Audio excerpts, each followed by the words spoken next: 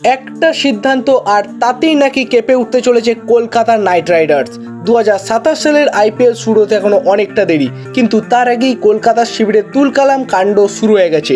শাহরুখ খান এবং দলের ম্যানেজমেন্ট এবার এমন একটা বড় চাল চালতে চলেছে যা পুরো আইপিএল এর অন্দরে খলবলি ফেলে দেবে। গত দুই মরশুমে যে বড় ভুলটা কেকেআরকে ভেতর থেকে শেষ করে দিয়েছিল, যে বিষাক্ত ঘা দলকে জয়ের মুখ দেখতে দেয়নি, সেই সমস্যাকে চিরতর উপড়ে ফেলতে চলেছে তারা। কিন্তু আসল চমক এটা নয়, আসল চমক হলো সম্প্রতি তিনজন তারকা দুর্দান্ত পারফরমেন্স করে ঝড় তোলার পরও তাদের মধ্যে একজন ম্যাচ উইনারকে দল থেকে ছেঁটে ফেলা হচ্ছে। কে সেই কপাল পোড়া ক্রিকেটার, আর কেনই বা তাকে এত বড় সিদ্ধান্ত নিতে চলেছে কেকেআর? চলুন সবটা জেনে নেওয়া যাক। কিন্তু তার আগে আপনি যদি সত্যিকারে কলকাতা নাইট রাইডার্সকে ভালোবেসে থাকেন, তাহলে এখনই ভিডিওটা একটা মন থেকে লাইক করে দিয়ে কমেন্টে গিয়ে আমি কেকেআর লিখে দিন।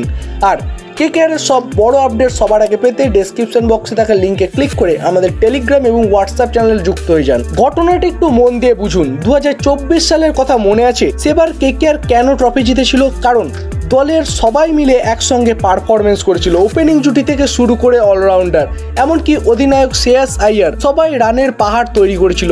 সুনীল নারায়ণ আর আন্দ্রে রাসেল ব্যাট হাতে বল হাতে রীতিমতো তাণ্ডব চালিয়েছিল। কিন্তু গত দুই মৌসুমে যেসব বদল হয়েছে তা একদম পুরোপুরি কেকেআর দলের চেহারাকে বদলে দিয়েছে।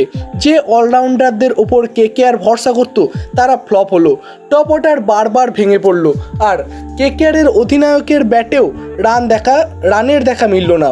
অর্থাৎ যে তিনটি শক্তির ওপর ভিত্তি করে 2024 সালে কেকেআর চ্যাম্পিয়ন হয়েছিল, সেই তিনটে জায়গাতেই কেকেআর পুরোপুরিভাবে ভেঙে পড়েছে এই লাস্ট দুটো বছরে। এখন কাজের কথায় আসা যাক। সম্প্রতি মেজর লিগ ক্রিকেটে কিন্তু কলকাতার তিনজন বিদেশি ক্রিকেটার ব্যাটে ঝড় তুলেছেন। তাদের খেলা থেকে সবাই অবাক হয়ে গেছে। 1 নম্বরে আছেন টিম সেইফার্ট, যিনি একের পর এক দুর্দান্ত ইনিংস খেলেছেন। 2 নম্বরে নিউজিল্যান্ডের তারকা অলরাউন্ডার রাচিন রবীন্দ্রা, যিনি একাতেই ম্যাচ জেতাচ্ছেন। আর 3 নম্বরে আছেন ফিন অ্যালেন, যিনি একাই প্রতিপক্ষ বোলারদের ছাতু করে 17 রান পর্যন্ত হাঁকিয়ে দিয়েছেন। সবাই ভাবছে এই তিনজন যখন এত ভালো ফর্মে আছে, তখন কেকেআর ভক্তদের তো খুশি হওয়ার কথা। কিন্তু ভেতরের খবর শুনলে সবাইকার চোখ কপালে উঠবে। পারফরমেন্স করার পরও কেকেআর ম্যানেজমেন্ট নাকি একটা বড় সিদ্ধান্ত নিতে চলেছে। কেকেআর সূত্র থেকে জানা যাচ্ছে টিম সেইফার্টকে 2027 আইপিএল এর আগে দল ছেড়ে দেবে। হ্যাঁ, ঠিকই শুনছেন, দুর্দান্ত পারফরমেন্স করা সত্ত্বেও টিম সেইফার্টকে আর রাখা হবে না। টিম ম্যানেজমেন্ট মনে করছে ফিন অ্যালেন আর রাচিন রবীন্দ্রাকে দলে রাখা যেতে পারে, কারণ ফিন অ্যালেনের মারকুটে ব্যাটিং আর রাচিন রবীন্দ্রার অলরাউন্ডার ক্ষমতা দলের কাজে লাগবে। কিন্তু টিম সেইফার্টকে বাদ দিলে কেকেআর একটা মাস্টার প্ল্যান তৈরি করতে পারবে। কেকেআরের আসল সমস্যাটা কোথায় কি জানেন? তাদের ওপেনিং জুটি।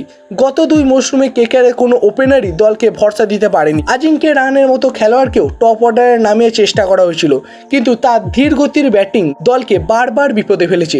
এমনকি রাহানের ফর্ম না থাকা সত্ত্বেও নিজেকে নিচের দিকে না নামিয়ে সুনীল নারায়ণকে নিচের দিকে বসিয়ে রেখেছেন। যে নারিন ওপেনিংয়ে নেমে তাণ্ডব চালাতেন, তাকেই সুযোগ দেওয়া হলো না।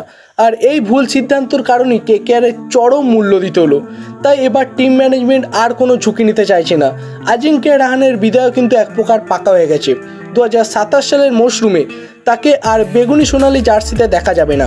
কেকেআরের লক্ষ্য এখন একটাই, আগামী নিলামে গিয়ে একজন নির্ভরযোগ্য বিস্ফোরক ওপেনার কেনা, যিনি ক্রিজে এসে প্রথম ওভারের থেকেই ঝড় তুলতে পারবেন এবং দলকে শক্ত করে ভিতের ওপর দাঁড় করাতে পারবেন। কারণ তারা খুব ভালো করেই জানেন, ক্রিকেট খেলায় টপ 3 ব্যাটসম্যান যদি রান না পায়, তবে নিচের দিকে ব্যাটসম্যানদের ওপর মারাত্মক চাপ চলে আসে। খেয়াল করে দেখুন, রয়্যাল চ্যালেঞ্জার্স ব্যাঙ্গালোর কিংবা গুজরাট টাইটান্স কেন এত সফল? কারণ তাদের টপ অর্ডার বড় রান দেয়। কেকেআরও সেই জায়গাতেই এবার অনেকটাই ফাঁকা আছে, যেটাকে তারা পূরণ করতে চাইছে 2027 আইপিএল এর আগে। তাই 2027 আইপিএল এর নিলামে শাহরুখ খানের দল শুধু একজন ভালো ওপেনার পিছনেই কোটি কোটি টাকা ঢালতে চাইছে না। তাদের নজর থাকবে একজন শক্তভক্ত অধিনায়ক এবং একজন আগুন জড়ানো ফাস্ট বোলারের ওপর। তবে প্রশ্ন থেকেই যায়, এই 3 তারকা পারফরমেন্স করার পরও কি টিম ম্যানেজমেন্ট ছেড়ে দেওয়া কেকেআরের জন্য সঠিক সিদ্ধান্ত হবে, নাকি কেকেআর আবার বড় কোনো ভুল করতে চলেছে?